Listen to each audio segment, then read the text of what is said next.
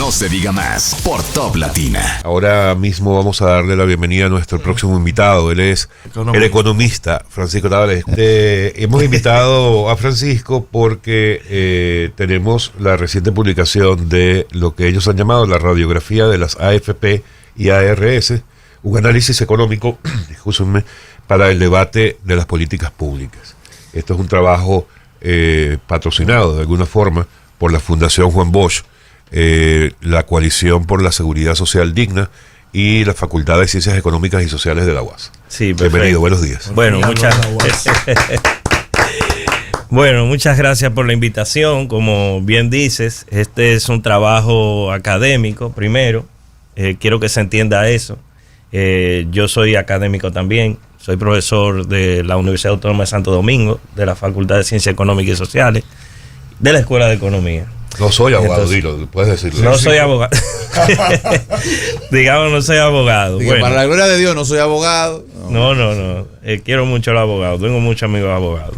Y bueno, este es un trabajo académico, pero que no se quiere quedar en los espacios académicos. Yo creo que esta discusión, además de que la universidad la propicie, de que los movimientos sociales lo avalen y la apoyen, es un debate político que hay que crear en la República Dominicana con relación a este tema, porque su solución no es técnica, su solución no es académica, su solución es política. Y desfragmentando todo, ¿cómo está compuesto el sistema de la AFP? Principalmente porque es la que más crítica tiene en un total de la población. En las ARS, hasta que tú no tienes un problema de salud, generalmente uno no se entera de eso. Pero las AFP, ¿cómo está compuesta? ¿Qué ganan las AFP? ¿Qué gana el aportante? Bueno, mira, en sentido general, nosotros a raíz de la ley 8701, que es la que crea el sistema de seguridad social, asumimos un modelo.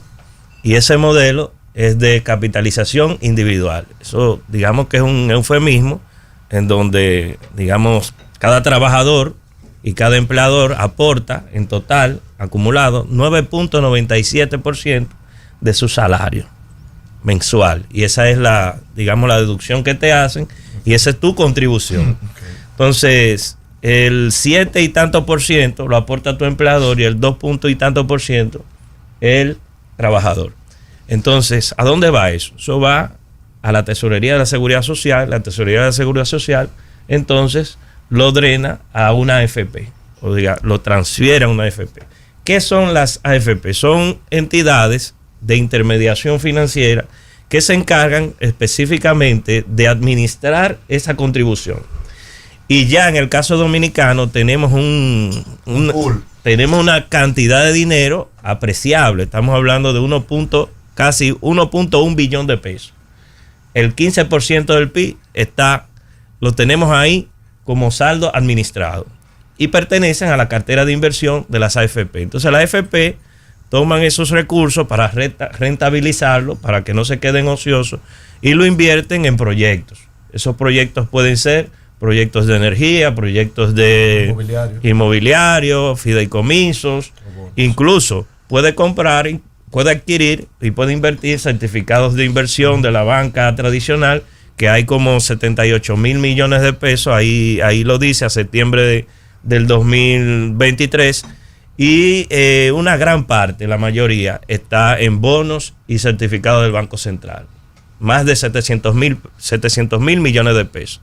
Entonces la lógica del sistema se basa en que un derecho que la misma Constitución establece en su artículo 60 y 61 de que la seguridad social debe ser garantizada por el Estado Dominicano, lo estamos tercerizando. De alguna manera estamos trasladando lo que debería ser un derecho a una mercancía.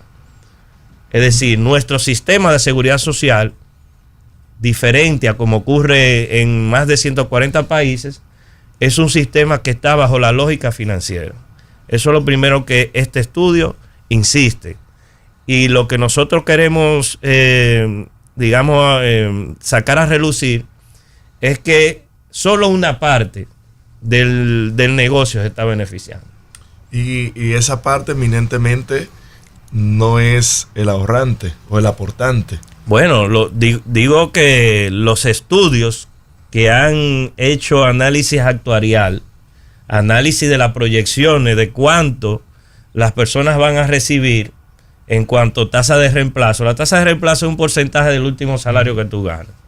O sea, ¿cuánto te va a cubrir tu pensión de lo que tú ganas cuando estás activo económicamente? ¿Y no entiendes tú que es un tema de salario? Un 23%. O sea, nosotros no tenemos que esperar al 2033 para cuando máximo se retire, o si en dado caso cumple los... más cerca bueno, cualquiera, pongamos un ejemplo. No podemos esperar a que la situación llegue cuando una persona que gane 30,000 pesos se retire con 8,000 pesos. Por Dios. 8,000 pesos es la pensión solidaria, anda en 6,000, que es el 60% del salario mínimo del Estado. Entonces, no podemos llegar a ese punto de inflexión para nosotros entender que esto no se resuelve con reformas paramétricas. Una reforma paramétrica es un remiendo al sistema. Aumentemos el porcentaje de la cotización del 9 al 15%, aumentemos la edad de retiro. Claro, eso va a generar una mayor densidad de contribución al sistema, va a aumentar el saldo administrado, pero la lógica es que las AFP cobran de una comisión sobre ese saldo y generalmente lo que va a hacer es beneficiar a esas entidades y eso no va a recuperar, como muchos dicen, o va a elevar la llamada tasa de reemplazo, que son las pensiones futuras de los trabajadores. A ver, hay algunos puntos. Yo no soy economista. De acuerdo. Sin embargo, he tratado de entender un poco todo este tema del sistema de pensiones. ¿Ustedes proponen volver al sistema de reparto? No es eso. Okay, voy por partes, porque estoy tratando de entender un poco, porque evidentemente no tenemos tiempo de leer esto antes de la entrevista. Te voy a decir la alternativa que nosotros planteamos. Okay. Un sistema más o menos... Ok, entonces, estamos claros en que el sistema de reparto no es la solución. Creemos que es parte de la solución. Ok. En cuanto al tema del retorno, estamos de acuerdo que uno de los problemas fundamentales son los bajos salarios.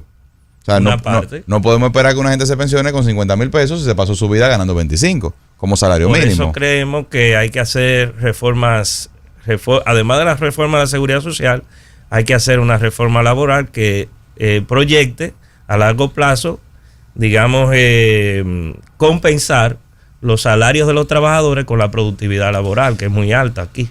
De acuerdo. Entonces, podríamos decir que el problema, o entienden ustedes que el problema está en el porcentaje de la comisión que ganan las AFP. O sea, lo que deja al trabajador potencialmente desprovisto en una N cantidad de años es la cantidad de dinero que la AFP cobra como comisión. Ese es el planteamiento. Bueno, no, ese es parte. Eso es parte, porque definitivamente ahí decimos que el costo financiero de la sociedad por mantener este sistema asciende a más de 175,000 millones de pesos. ¿Y qué significa 175. eso? No, pero sería interesante ver qué significa eso con relación a lo que nos costaba, por ejemplo, el Instituto Dominicano de Seguridad Social. No, porque no es eso lo que nosotros estamos planteando. Fíjate que cuál es el benchmark del reparto, que hay que cambiar. No, pero lo que hay que entender, lo que pasa es que hago estas preguntas. Dividir mejor las ganancias. Pero a eso voy. Hago estas preguntas porque yo honestamente no soy economista, me sé lo básico, pero me parecería, al menos de lo que yo veo en los reportes que me llegan a mí, que no es mucho, pero uno, ¿verdad?, le pone unos 3 pesitos. Yo veo que la tasa de retorno, o sea, mi tasa de ganancia de ese dinero mío en esa cuenta, prácticamente duplica que si yo la tuviera en cualquier certificado de ahorro en el banco, para ponerte un ejemplo. Claro. Sí, literal. Sí, porque el rendimiento nominal desde que comenzó el sistema es de un 12%. Exacto, sale a buscar un 12 en un banco, en un certificado de depósito con tu dinero. No lo consigue. Obvio que no. Entonces, por eso es que yo hago estas preguntas, porque, a ver, y yo no tengo por qué hacer una analogía, ¿verdad? Sí, aquí claro, de las AFP ni de las ARS, pero me parece que en torno a lo que debe girar la conversación es a que nuestro dinero como trabajadores sea lo más productivo posible, entendiendo que eso tiene un cargo. O sea, porque tampoco una ONG. Y yo no quisiese que fuese una ONG, porque si tú le pones esos cuartos en la mano al gobierno, nada más que no llevo fuácata. Que de hecho, yo siempre estuve en desacuerdo con que el dinero de las AFP se utilizara para financiar deuda pública. Hoy día, 88% del dinero de las AFP está colocado en deuda pública. ¿Qué significa eso? Que ese dinero que podría estar promoviendo el desarrollo de negocios en la República Dominicana y de emprendimientos, se convierten en bonos haraganes, que lo único que busca es una rentabilidad en el Banco Central, o en Hacienda, o en bono. Esa es una de las críticas que nosotros hacemos, porque decimos, tenemos 1.1 billón, que dicen, es el ahorro nacional. Ok, claro, es el ahorro nacional, pero es una cartera de inversión que solamente está beneficiando al rentismo económico. Exacto. ¿Por qué nosotros en eso estamos de acuerdo? ¿Por qué nosotros no elaboramos una estrategia para que los mismos trabajadores puedan tener como garantía de esos fondos acceso a la vivienda?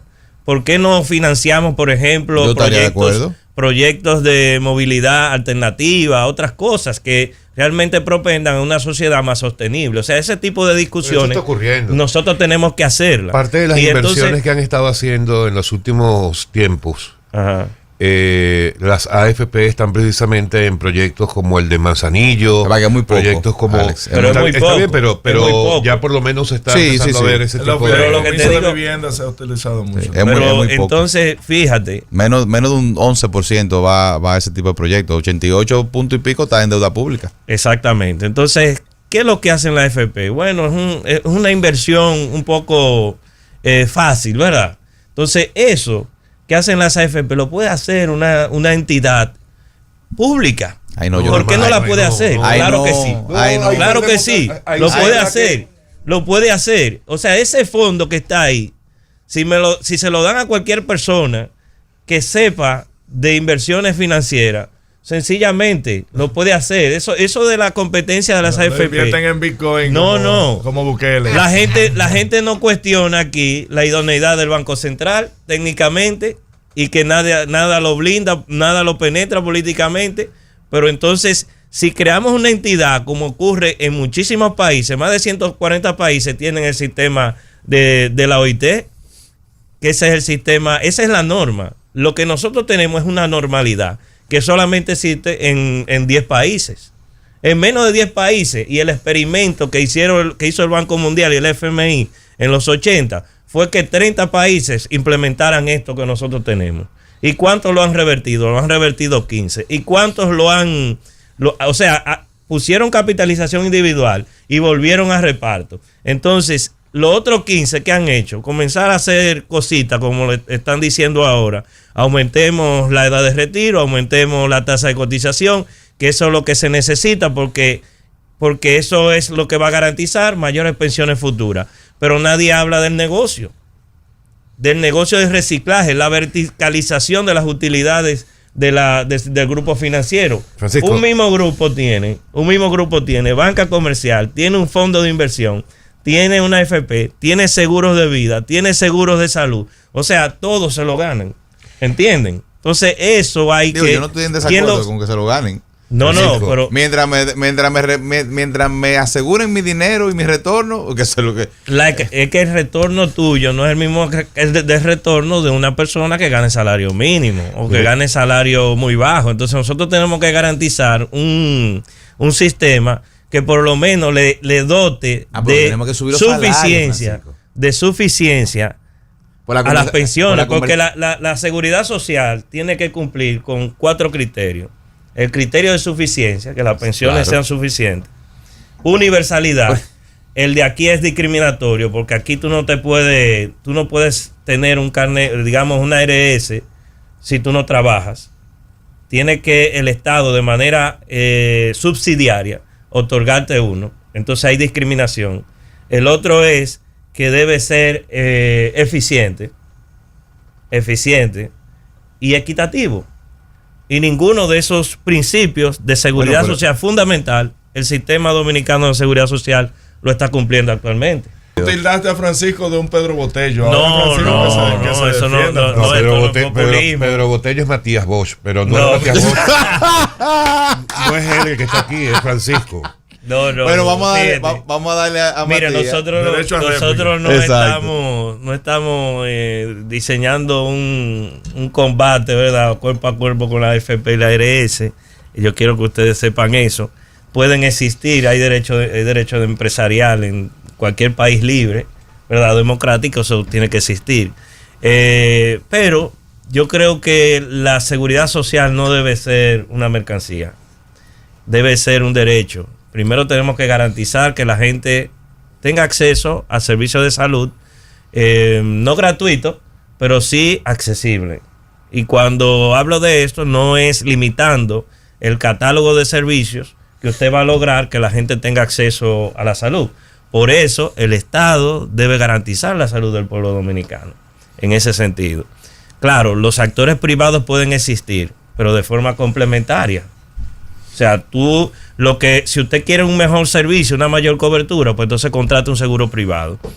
En Francia existe un sistema que funciona bien. En toda Europa, lo mismo pasa en España. Tú tienes la sanidad pública y tienes la sanidad privada. La sanidad pública. Y la sanidad pública se utiliza. Y cuando usted analiza los datos del sistema estadounidense y el sistema europeo, usted se da cuenta que el sistema europeo le lleva la milla en todos los sentidos. ¿Por qué? Porque la lógica no es mercantil.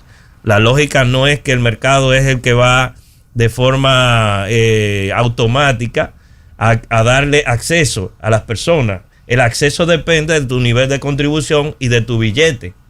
Por eso es que en República Dominicana, y no tenemos que llegar a ese punto, yo creo que si nosotros seguimos bajo este sistema, llegará un punto en que tocaremos fondo. Y no quiero que ese fondo llegue pronto. Y que nos demos cuenta de que realmente no tenemos alternativas, como mucha gente no lo tiene en este país. Cuando una persona le cae la mala suerte de contraer cáncer, por ejemplo, son 2 quimios nada más que te cubren. Después, ¿qué ocurre? La familia tiene que hipotecar prácticamente todos sus bienes. Eso ha ocurrido. Una gran parte de la bancarrota de muchas familias proviene de situaciones de salud. O sea, ese es el día a día del dominicano. Entonces nosotros tenemos que ver cómo complementar lo público y lo privado. Pero lo público tiene que garantizar el derecho primero. Ese es el primer pilar que nosotros tenemos que establecer. La OIT lo indica bastante directamente. Digamos que lo sabe, lo plantea en su sistema. Un pilar básico, un pilar complementario, entonces vienen los privados. Está bien. ¿Y por qué los privados en nuestro sistema tienen que ser el pilar básico? Eso es lo que yo no entiendo. A ver, Francisco. Y lo que nosotros queremos significar es que aquí hay unas ganancias, que no estamos en contra de las ganancias, pero estamos hablando de que se subfinancia la salud mientras unas empresas están ganando pero es utilidades. Pero es una responsabilidad del Estado, Francisco. Porque si yo me veo obligado a tener un seguro privado y complementario, es porque, como tú lo acabas de decir, porque el pilar básico no funciona adecuadamente. O sea, si yo me veo, pues yo te voy a decir una cosa, si tú me dices a mí que de yo sufrir una situación de salud, voy a ir a un hospital y me van a dar un trato digno. Yo no quiero lo más avanzado de la medicina, no. Yo quiero un trato digno. Yo quiero ir a un hospital y yo no tener que esperar tirado en una camilla de hierro en el medio de un pasillo. Eso es lo que yo quiero en un hospital público. Y que cuando me vayan a tratar, el médico se tome la molestia de tratarme como un paciente y de no verme como un número de expediente que él tiene que llenar porque a él como quiera le van a pagar lo mismo. Entonces, el negocio lo crea el propio Estado partiendo de su ineficiencia. Y lo propio pasa en el sistema de educación. ¿Tú crees que yo quiero hipotecarme para yo cada año coger un préstamo y pagar el colegio de mis hijos? Yo quisiera que mis hijos fueran caminando al liceo que está en la esquina de mi casa y que mis hijos fueran a ese liceo y supieran que el día de mañana van a salir y van a tener una buena educación, que van a estar seguros, que nadie le va a sacar un machete. No, pero con sus ingresos sería muy injusto que usted llevara a los niños a una No, ¿y escuela por pública, qué? porque usted gana mucho dinero. Pero yo gano mucho dinero, pero pago mucho impuesto. No, porque ¿O no? el mismo discurso. Pero el negocio lo crea la ineficiencia del Estado, Francisco. bueno, si nosotros ¿Por qué envilecer el negocio privado? Que estoy de acuerdo contigo. no lo estamos envileciendo, sencillamente porque es una responsabilidad del Estado. Le estamos diciendo al Estado, supervisa bien, vamos a cambiar la lógica un poco de este sistema, responsabilízate de tu ahora situación. Sí, claro. ¿Por qué tú viniste en carro y no viniste en metro? No, porque aquí, ¿cómo vienes aquí a la Tiradentes? ¿Cómo tú vienes a la Tiradentes aquí? ¿Entiendes? Tú sabes muy bien. Pero ese es mi punto, Francisco. Es que tú no puedes decir, los importadores de carros son unos abusadores porque cobran el 100% por encima de lo que cuesta un carro. Bueno, pero es que yo quisiera poder andar en metro. Pero o sea, es que cuando yo voy a Madrid o voy a, no sé, qué sé yo, a cualquier otra ciudad medianamente organizada, yo no alquilo un carro. Es que esta discusión puede no tener conducencia, porque yo te puedo decir, claro. bueno, eso es vamos a decir, una forma de gestión pública que lo que provoca es mercado. Exacto. ¿Me entiendes? Entonces, si aquí, entonces la discusión viene siendo ya de gestión pública, de gestión política del asunto. Obviamente. Entonces, que se vea como, perdóname que te interrumpa, que se vea como que el mercado o la privatización de las aseguradoras o de los servicios de salud como algo negativo, es porque estamos partiendo desde el hecho de que hay unos actores que son muy específicos, igual pasa con las pensiones. El sistema de seguridad de la Superintendencia de Pensiones tiene limitadas las posibles empresas que puedan formar parte de todo ese engranaje. Entonces, cuando tú alimentas y abres y das apertura para que más actores ingresen dentro de ese sistema en particular, los precios se van a ir regulando. O sea, cuando tú dices por qué la salud es tan cara, por qué tiene que ser mejor la salud privada que la salud de la porque es un monopolio, es un oligopolio. Y cuando tú lo liberas, en el caso de que, desde ahí y desde esa perspectiva es que hay que analizarlo, cuando tú lo liberas es cuando tú le das la oportunidad a que el mercado se autorregule. La competencia entonces baje los precios y sean efectivos. Pero fíjate, aquí se hizo una reforma en el 20 sobre el sistema de comisiones, que es un blindaje de la ganancia de la AFP, porque no depende de cómo ellos gestionan la cartera de inversión, que es la rentabilidad. ¿Por qué el Estado no hace con las pensiones? Total. Entonces, si yo tengo ya garantizada que es el 1% de mi saldo, yo no tengo que ser eficiente en el manejo de mis gastos operacionales. Los gastos operacionales de la AFP, que yo no sé por qué han aumentado más de un 25% en los últimos 3 años, yo no lo entiendo, porque primero no es una empresa que tiene que hacer inversión en capital fijo intensivo. ¿En qué invierte una AFP? En bonos de su ejecutivo, quizás en un inmueble, no sé. Por eso no está claro. Yo creo que el sistema debe ser un poquito más transparente. Y en ese sentido, ¿cómo es que los gastos operacionales están por encima de las utilidades? Pero ¿cómo que no está claro? Tú lo que tienes que ir a CIPEN. Pero esos datos son de CIPEN. Claro. No. Cuando tú dices que no están claras las inversiones que se hacen. No dice de inversiones, él dice de los gastos. Los gastos operacionales. ¿Qué me dice a mí que esto no es un artilugio financiero para amortiguar lo que ellos presentan sobre utilidades? Yo te lo voy a poner más sencillo. El Estado lo que tiene que hacer con las pensiones es lo mismo que hizo con la salud y abrir un SENASA y hacerle competencia al mercado privado. Porque yo te voy a decir algo. Yo tengo SENASA. ¿Tú tienes SENASA? Yo tengo SENASA. ¿Te funciona bien? Me funciona. El que mejor funciona. El que mejor funciona. Y las ARS están dadas al grito. Yo pago el complementario, evidentemente. Claro. Yo pago el complementario. Y el que los médicos más prefieren. Pero que fíjate, nosotros tenemos la banca pública ahí, que es el Banco de Reserva. Bueno, lo que pasa es que eso AFP Reserva tiene el 21% de la cartera de inversión lo tiene el Banco de Reserva. Yo predico con el ejemplo. Yo estoy en AFP Reservas y tengo SENASA. Yo predico con el ejemplo. Ahora bien, ¿cuál es la diferencia? Que yo en SENASA recibo un servicio de calidad. Muchas veces mejor que el del privado. Y por eso las ARS privadas están al grito con SENASA, porque le pagan más rápido a los médicos, le pagan mejor y todo lo que bien se deriva de eso. Entonces, lo que deberíamos exigir al Estado no es que cierre las AFP, es que le haga competencia para que el mercado se regule. Claro. Digo, ahí así como yo lo veo. No, está bien. Esa es una visión de lo que puede ser. Sí, ¿entiendes? bueno. Dentro de la misma lógica del sistema. Ahora, esta vaina así seco, no. ¿Entiendes? Esto tiene que ser en otro horario. No, en otras condiciones, y líder. que no sea un té lo que hay aquí. No, líder, no, en estas condiciones no. Esto es criminal. Francisco, gracias por estar con nosotros. Lamentablemente el tiempo siempre es corto. Pero bueno, gracias por estar con nosotros. Esto será un tema de discusión por mucho tiempo. Claro que sí. Yo creo Nuestra que... recomendación, cambien el discurso. No. Yo creo que esto hay que profundizarlo. Yo creo que más que todo tenemos como sociedad que debatirlo con políticas públicas. Y saludos a Matías. Esta es la idea, de que Sí. no se quede simplemente Yo estoy de acuerdo en la contigo, academia. eso estoy de acuerdo Vamos a contigo. discutir a fondo. Hay que tener estos Sobre debates, el modelo. hay que tenerlos. Sí. Y no se diga más, está la orden para eso. Así Gracias. es. Si quieren que no esté Máximo un día o que esté, ustedes nos dicen. No, perfecto. Amigos, Francisco Tavares con nosotros en No se diga más.